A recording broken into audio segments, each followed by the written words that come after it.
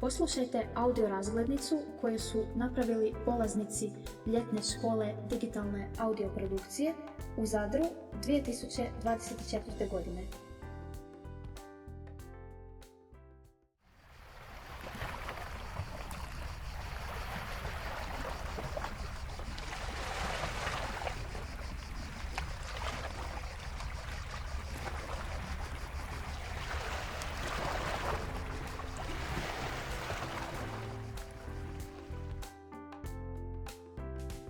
Grad Zadar peti je po veličini grad u Hrvatskoj.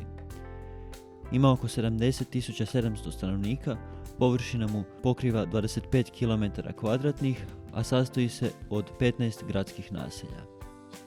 Smješten je na istočnoj Jadranskoj obali, na obali Ravnih Kotara. Zbog povoljnog geografskog položaja, oduvijek je bio križište prometnih puteva i važno trgovačko središte. Povijest Zadra vrlo je burna i duga. Od početka, u 4. stoljeću prije Krista, kada se prvi put spominje ilirska naseobina Jader, pa do danas, u njemu su se naselili brojni narodi, a njime su upravljali razni vladari. Neki od poznatijih spomenika te duge i šarolike povijesti su crkva i samostan Svete Marije, crkva Svetog Krševana, zadarskog zaštitnika, crkva Svetog Donata, koja se nekad zvala crkva Svetog Trojstva, Mletačke zidine, Rimski forum i katedrala Svete Stošije.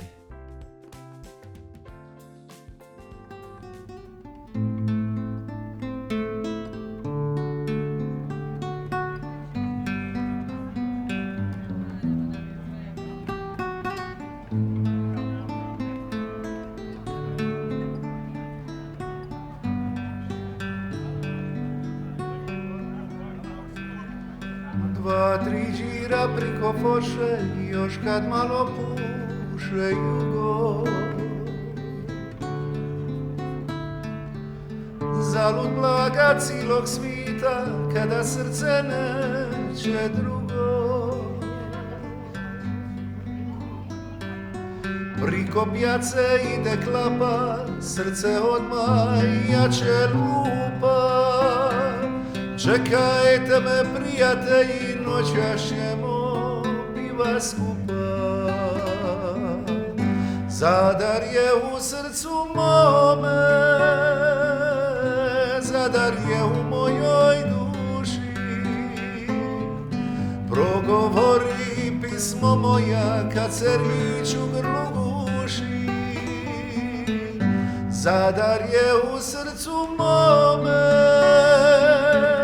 Zadar je u mome tilu. Radost si mi grade dao, a ja tebi mladost silu.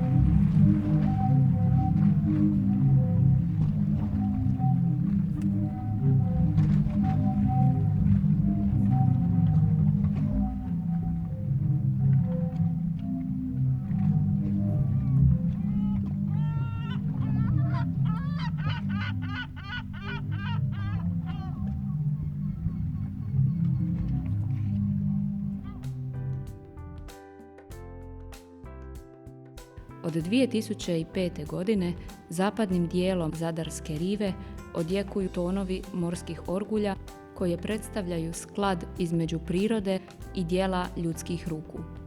75 metara stepenasto oblikovane kamene obale krije instalaciju od 35 posebno oblikovanih cijevi različite veličine kroz koje izlazi zvuk. Valovi koji prolaze kroz cijevi mogu proizvesti 7 akorada od 5 tonova, a šetaču preostaje sjesti na kamene stube i prepustiti se glazbi prirode. Autor je morskih orgulja arhitekt Nikola Bašić, a koautor skladatelj Ivica Stamać.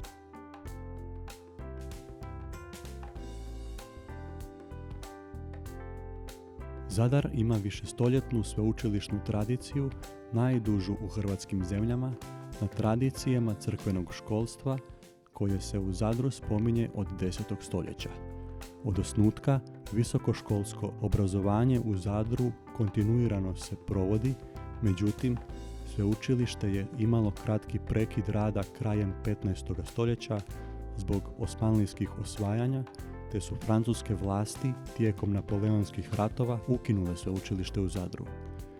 Suvremeni razvoj visokog školstva u Zadru započeo je 1955. godine donošenjem zakona o osnivanju Filozofskog fakulteta u Zadru pri sveučilištu u Zagrebu. U osnivanju fakulteta veliku ulogu imao je hrvatski književnik Miroslav Krleža, koji je na taj način želio naglasiti hrvatsku komponentu razvoja visokoškolskog obrazovanja na istočnoj obali Jadrana. Formalni rad novog zadarskog sveučilišta započeo je 2003. godine, a danas je sveučilište u Zadru najveće potpuno integrirano sveučilište u Republici Hrvatskoj s 27 sveučilišnih odjela.